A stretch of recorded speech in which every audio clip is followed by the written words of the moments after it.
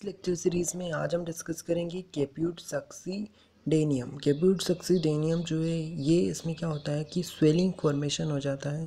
क्यों होता है? क्योंकि stagnation of fluid in the layer of the scalp beneath the girdle of the contact, यानी कि जो स्काल्प है उसमें यहाँ पे स्टेग्नेशन हो रहा है, फ्लूइड रुक जाता है, इकट्ठा हो जाता है कॉन्टैक्ट जो गर्डल है उसके कॉन्टैक्ट में। तो यहाँ पे girdle of contact is either bony, जो कॉन्टैक्ट में रहेगा वो बोनी पार्ट भी हो सकता है ना, और द बोनी पार्ट हो सकता है, और द डायलेटिंग सर्विक्स और यूवियल रिंग। ठीक है, तो एक साइड तो या तो बोनी पार्ट हो सकता है, या सर्विक्स का जो डायलेटिंग सर्विक्स है वो हो सकता है, या वल्वल रिंग हो सकती है गर्डल के कॉन्टैक्ट में। ठीक है, स्वेलिंग जो रहेगी डिफ्यूज़ स्वेलिंग रहेगी, बोगी टाइप की रहेगी, और ये सूचर लाइन तक लिमिटेड नहीं रहेगी और फैली रहेगी, डिफ्यूज़ फैली रहेगी। It may be confuse with the cephalhematoma. Cephalhematoma से इसमें कन्फ्यूज़न हो सकता है। ठीक है, और कैप्यूट जो है वो डिसअपियर हो जाता है spontaneously with in 24 hours after birth. तो ये कैप्यूट सक्सीडेनियम पढ़ा हमने, जिसमें कि क्या होता है, स्वेलिंग का फॉर्मेशन होता है। क्यों होता है? क्योंकि stagnation of fluid in the layer of the scalp beneath the girdle of the contact. Girdle of contact जो है वो बोनी पार्ट के कॉन्टैक्ट में हो सकता है, सर्विक्स डायलेटिंग सर्विक्स के कॉन्टैक्ट में हो सकता है, या वल्वल रिंग के। ये जो स्वेलिंग है वो डिफ्यूज़ रहेगी, केवल सूचर लाइन तक लिमिटेड नहीं रहेगी, और बोगी टाइप की स्वेलिंग रहेगी। इसमें सिफिल हेमेटोमा से कंफ्यूज हो सकते हैं, और उसको हम अभी डिस्कस करने वाले हैं, सिफिल हेमेटोमा को भी। ठीक है, इसके बाद जो है उसकी मैकेनिज़्म। तो कैप्यूट फॉर्मेशन कैसे होता है? जब हेड डिसेंड कर रहा होता है, जब हेड नीचे आ रहा होता है, तो to press over the dilating cervix और वल्वल रिंग, उसको प्रेस करते हुए नीचे की तरफ आ रहता है, तो स्काल्प जो है वो the overlying scalp is free from pressure, but the tissues in contact with the full circumference of the girdle of contact is compressed। मतलब जो गर्डल ऑफ कॉन्टैक्ट वाले टिश्यू है वहाँ पे क्या होगा, कंप्रेशन हो जाएगा। तो ये जो कंप्रेशन हो रहा है इसकी वजह से क्या होगा, वीनस रिटर्न पे अफेक्ट पड़ेगा, और लिम्फेटिक ड्रेनेज क्या होगा, इंटरफेयर होगा। तो इसकी वजह से स्टेग्नेशन ऑफ फ्लूइड वहाँ ठहरने लगेगा, और वहाँ पे स्वेलिंग लाइक अपीयरेंस रहेगा स्काल्प में। कैप्यूट जो है वो usually occur after rupture of membrane rupture हो जाती है, उसके बाद ये कैप्यूट बनता है। आप इस डायग्राम में देख सकते हैं कैप्यूट फॉर्म्ड बाय सीरम, और ये बोन की कवरिंग पेरियोस्टियम आप देख ही रहे, और सबक्यूटेनियस टिश्यू। देन इसके बाद इम्पोर्टेंस, क्या इम्पोर्टेंस है कैप्यूट फॉर्मेशन का? तो ये सिग्निफाई करता है static position of the head for a long period of time. Head की पोजीशन को लंबे समय तक क्या करेगा, बना के रखेगा। ठीक है, और क्योंकि एकदम से बेबी का हेड नीचे नहीं आना चाहिए, एकदम सारे लेबर के जो इवेंट्स है वो सीक्वेंस में चलने चाहिए, तो वो हेड को वहाँ पे कुछ समय रुकना पड़ेगा। Location of the कैप्यूट gives an idea about the position of head occupied in the pelvis and the degree of flexion achieved. मतलब कि कितनी डिग्री फ्लेक्शन हो चुका है, और हेड की पोजीशन क्या है, वो अपन को किस तरीके की पोजीशन हेड ने ली है वो पेल्विस ब्रिम में, वो अपन को पता चल जाएगा। और in left position the कैप्यूट is placed on a right parietal bone. अगर उसकी लेफ्ट पोजीशन है तो कैप्यूट राइट पेराइटल बोन में बनेगा, और अगर उसकी राइट पोजीशन है तो लेफ्ट पेराइटल बोन में बनेगा, जस्ट अपोजिट। तो ये अपन को पोजीशन का आइडिया भी देता है। और with increasing flexion the कैप्यूट is placed more posteriorly. Flexion के साथ ये में ज़्यादातर पोस्टीरियरली सिचुएटेड रहेगा। देन इसके बाद अपन देखते हैं इसमें हेमेटोमा को थोड़ा सा डिफ्रेंशिएट करते हैं। तो इससे पहले हम कैप्यूट का फिर से थोड़ा सा रिवाइज कर लेते हैं कि इसमें क्या रहेगा। मेनली क्या फॉर्मेशन होता है, यहाँ पे स्वेलिंग का फॉर्मेशन हो रहा है ना। और ये जो स्वेलिंग हो रही है ये क्यों हो रही है, क्योंकि अच्छा, इसके बाद अब chapter number disease of foetus and newborn, इसमें चैप्टर 33 में डिस्कस करते हैं हम उसको। सिफेल हेमेटोमा, मतलब इसमें क्या होगा, collection of blood in between the pericranium and the flat bone of the school.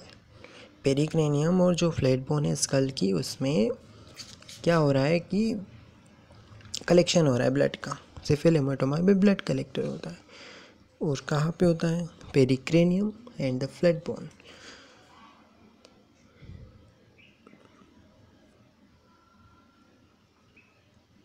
Chapter number 33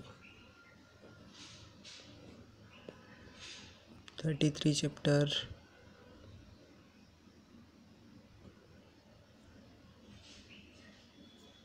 आ गया।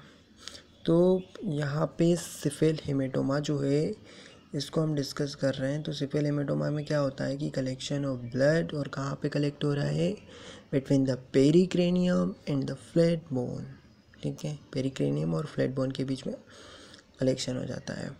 और ठीक है, फ्लैट बोन जो है उसको सब पेरियोस्टियल, ठीक है, तो वहाँ पे कलेक्शन ऑफ ब्लड वो ये यूनिलेटरल रहेगा, ठीक है, जनरली। फिर इसके बाद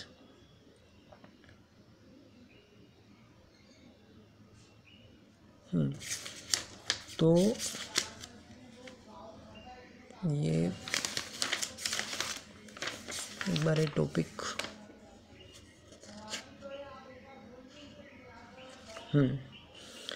तो सिफिल हेमेटोमा हम डिस्कस कर रहे हैं। तो it is a collection of blood between the pericranium and the flat bone of the skull. Usually ये यूनिलेटरल होता है, पेराइटल बोन के ऊपर होता है।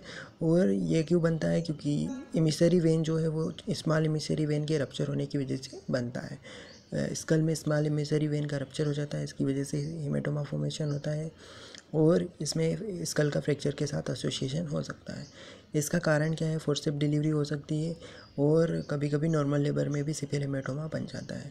ठीक है, ventouse application does not increase the incidence of cephalhematoma. It is never present at a birth but gradually develop after 12 to 24 hours. 12 से 24 घंटे बाद ये बनता है, एकदम बर्थ के बाद नहीं बनता है। और जो स्वेलिंग है वो सूचर लाइन तक लिमिटेड रहती है। उधर हमने क्या पढ़ा था, एक्यूट सक्सीडेनम में वो डिफ्यूज़ रहती है, वो सूचर लाइन तक लिमिटेड नहीं रहती, लेकिन ये केवल सूचर लाइन तक ही सीमित रहेगी। ठीक है, इसके बाद यहाँ पे जैसे कि pericranium of the skull such as a pericranium is fix the margin of the bone. अब इसमें सरकमस्क्राइब रहेगी, ये सॉफ्ट फ्लक्चुएंट इनकम्प्रेसिबल, ये दबेगी नहीं, और फ्लक्चुएंट टाइप की स्वेलिंग रहेगी। सॉफ्ट स्वेलिंग है और सरकमस्क्राइब स्वेलिंग है, पूरा एकदम सरकमस्क्राइब के टाइप की रहेगी, पूरा राउंड टर्न लेगी, और सॉफ्ट फ्लक्चुएंट इनकम्प्रेसिबल स्वेलिंग रहेगी ये। इसमें क्या रहेगा, फ्रैक्चर से साथ एसोसिएटेड हो सकती है, और वो भी दिखेगा अपन को। और इसके बाद ये हार्ड हो जाएगी, इसके किनारे, है ना। और इसके साथ में इसकी वजह से हाइपर बिलिरुबिनीमिया भी देखने को मिल सकता है। ठीक है, और बच्चे को ब्लड ट्रांसफ्यूजन भी करना पड़ सकता है। सीटी स्कैन कराएंगे अपन, ठीक है, और साथ में कुछ न्यूरोलॉजिकल सिम्टम्स भी मिल सकते हैं, एनीमिया, हाइपर बिलिरुबिनीमिया, ये भी अपन को देखने को मिल सकता है। मेनिंगोसील्स जो है वो always lies over a suture line, और फंटानेल, मतलब जो इसमें मेनिंगोसील हो रहा है ना, वो जो सूचर लाइन है उसके अलोंग ही होगा। Always lie over a suture line और फंटानियल्स तक ही इसमें मेनिंगोसील्स रहेगा। और इसमें क्राई करेगा ना जब बेबी, तो इसमें इम्पल्स अपन देख सकते हैं। इसका प्रोग्नोसिस जो है वो गुड रहता है, ब्लड जो है एब्जॉर्ब हो जाता है, 6 से 8 सप्ताह में ब्लड आसानी से एब्जॉर्ब हो जाएगा, और प्रोग्नोसिस अच्छा रहेगा। कभी कभी इसमें सुपुरेशन यानी पस बन जाता है सिफिल हेमेटोमा में। इसमें अपन को इन्फेक्शन को प्रिवेंट करना है और फर्दर ट्रॉमा को बचाना है। इसके अलावा हेड का सिटी स्कैन कराएंगे तो उसमें न्यूरोलॉजिकल सिम्टम्स कोई और तो नहीं है, इसका पता कर लेंगे। ठीक है, तो ये हुआ cephal haematoma. Injury of head की वजह से सिफिल हेमेटोमा होता है ना।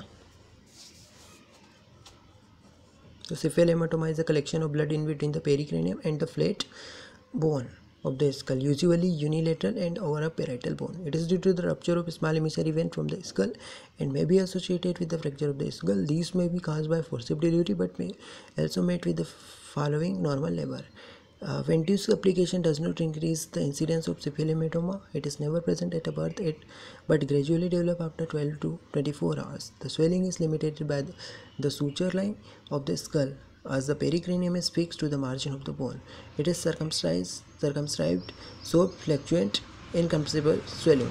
There may be underlying structure of the skull. In the course of time, hard, sharp edges can be felt surrounding the swelling due to the organization of blood.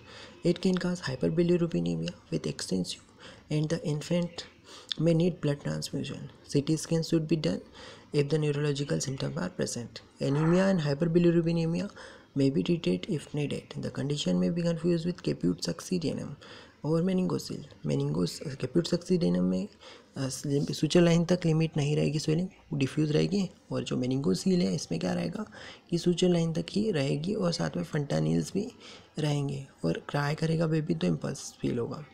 Blood absorb हो जाएगा 6 से 8 week में और normal school हो जाएगा। Prognosis good रहता है cephalic haematoma में और सुपुरेशन कभी कभी हो सकता है, वही एक्टिव ट्रीटमेंट की ज़रूरत नहीं पड़ती है। इन्फेक्शन को प्रिवेंट करना है और CT स्कैन करा के न्यूरोलॉजिकल एबनॉर्मलिटीज़ का पता करना है।